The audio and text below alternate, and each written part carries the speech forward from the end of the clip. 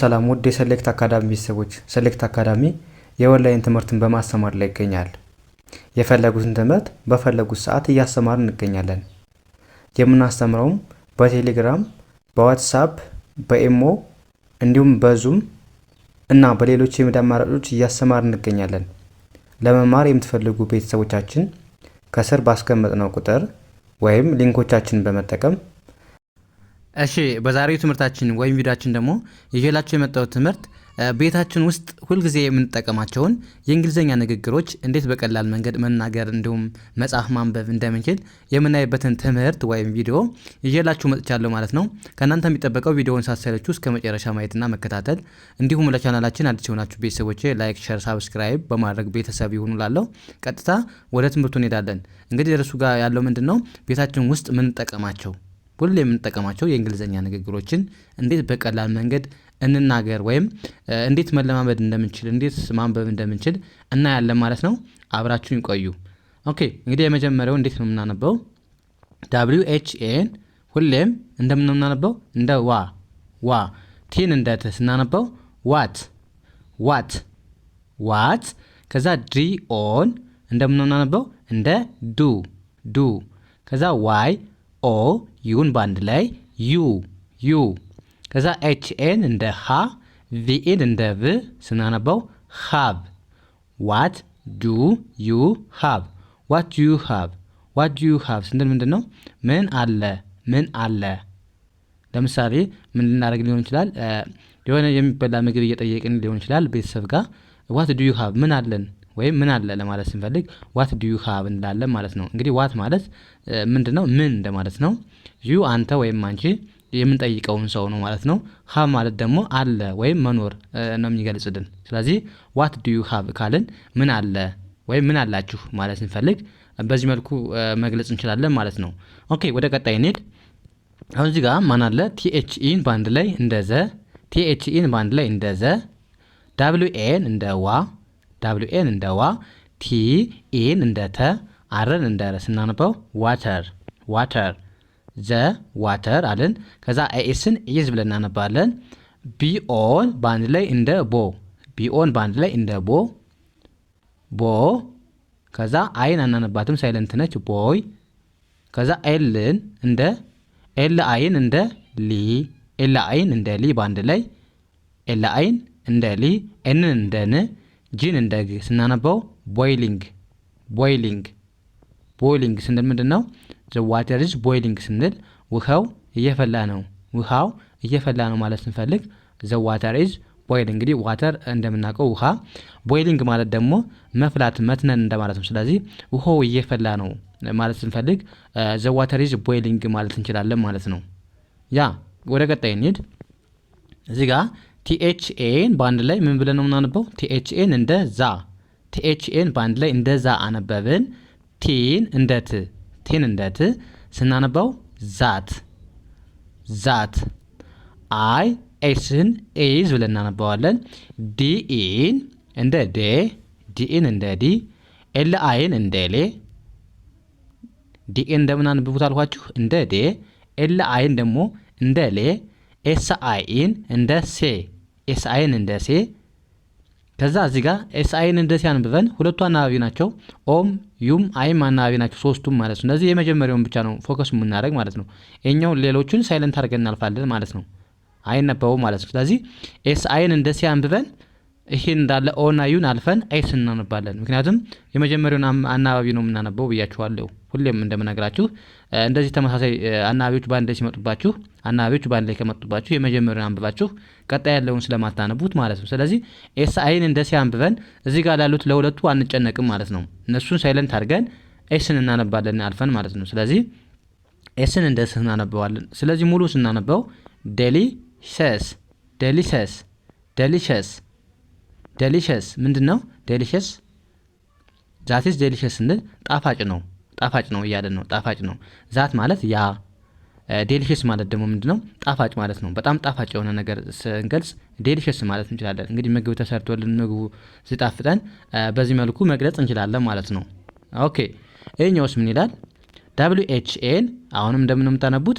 WHN ቅድም ነግራችኋለሁ እንደ WHN እንደ ዋ ቲን እንደ ት ስናነበው ዋት ዋት አይኤስን ኤዝ ኤፍኦን እንደ ፎ ኤፍኦን እንደ ፎ አርን እንደ ር ማለት ነው ስናነበው ፎር ፎር ኤልዩን ባንድ ላይ እንደ ላ ኤልዩን ባንድ ላይ እንደ ላ እዚህ ጋር ተሳስቻለሁ እሺ ላንች አይልም ላች ነው የሚለው እዚህ ጋር ኤን አለች እዚህ ጋር በዩና በሲ መካከል ኤንን አስገብታችሁ ምን ብላችሁ የምታነቡት እንደ ላንች ብላችሁ ነው ኤልዩን እንደ ላ ከዛ ኤንን እንደ ና አንብበን ሲኤችን እንደ ቺ እናነባዋለን ማለት ነው እዚህ ጋር ከይቅርታ ጋር ኤንን አስገቡልኝ ተሳስቼ ነው ስጽፍ ማለት ነው ስለዚህ ኤልዩን እንደ ላ ነበብን ኤንን እንደ ን ሲኤችን እንደ ቺ ስናነበው ላንች ዋት ኢዝ ፎር ላንች ማለት ምንድነው ምሳ ምንድነው ብለን ስንጠይቅ ዋት ኢዝ ፎር ላንች እንዳለን ላንች እንግዲህ እንደነገርኳችሁ ምንድነው ምሳ ነው ዋት እንደነገርኳችሁ ምን እያለን ነው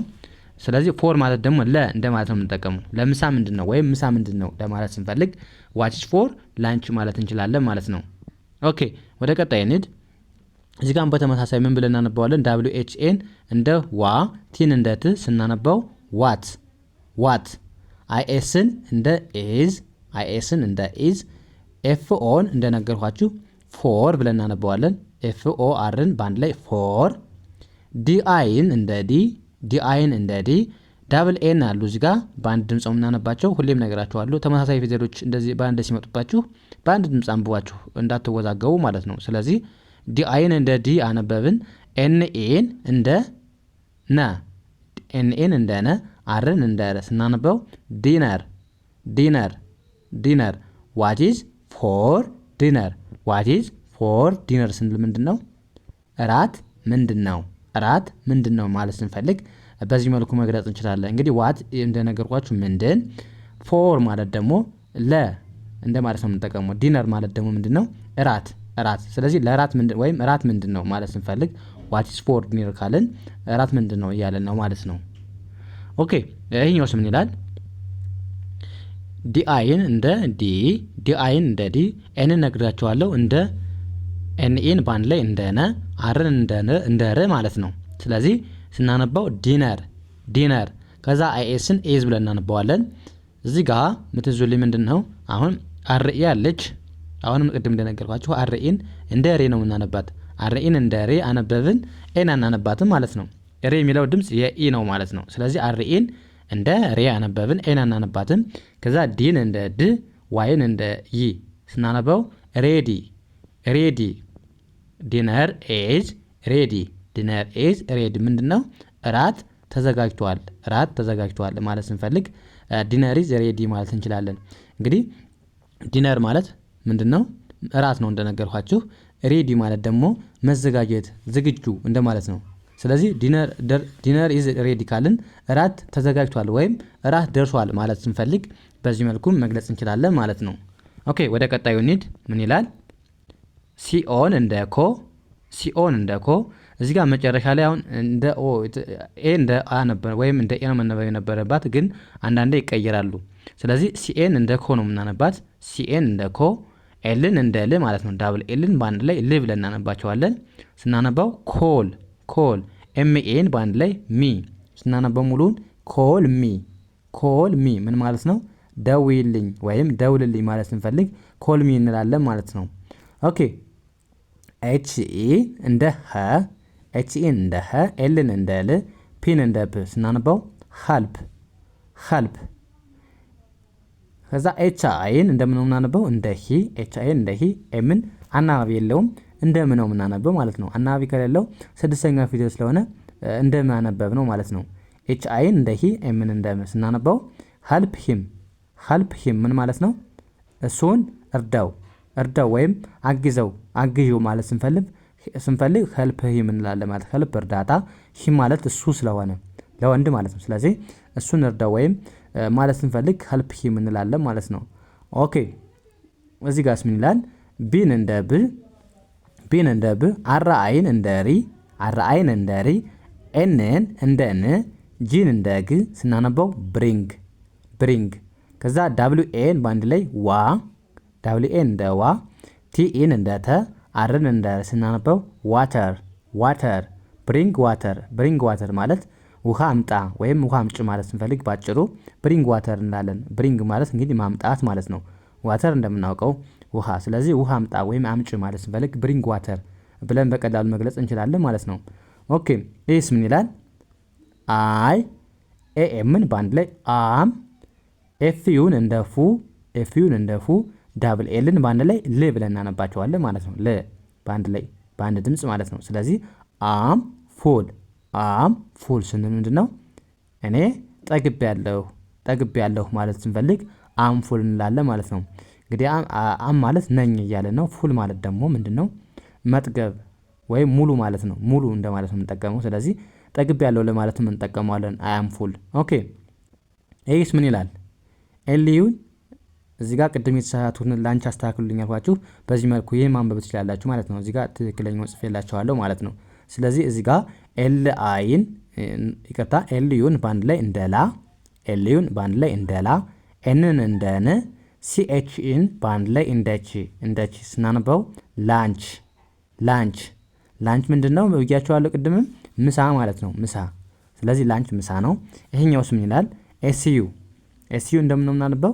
እንደ ሱ፣ ኤስዩን እንደ ሱ፣ ጂኢን በአንድ ላይ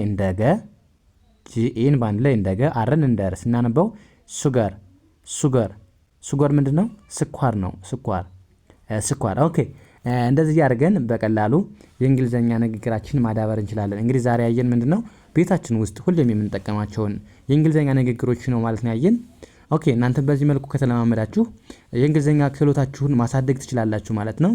ኦኬ የዛሬው ክላሳችን እዚህ ጋር እናብቃ። ቀጣይ በሌላ ትምህርት እስከምንገናኝ መልካም ጊዜ ተመኘሁላችሁ። ሰናይ ጊዜ